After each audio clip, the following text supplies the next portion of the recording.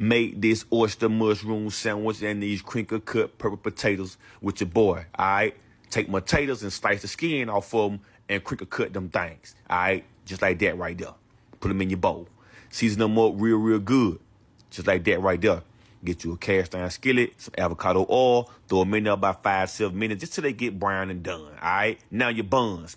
I ain't corn flour and seasonings, add a little water. That's how you want it to look. Okay, see how it's still wet a little bit? Throw it in the oven about 20 minutes. Look how it look. Okay, and then just for confirmation, all right, look how soft it is. Squeeze that thing. Squeeze that thing. Take you some oyster mushroom with chickpea flour and water, dip in that wet batter.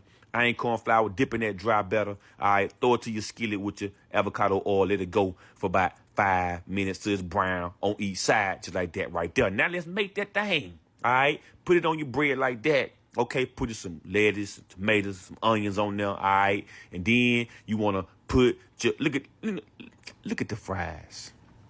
Look at the fries. Take a bite with your boy. Take a bite with your boy. Look at the inside of the, so soft, so soft.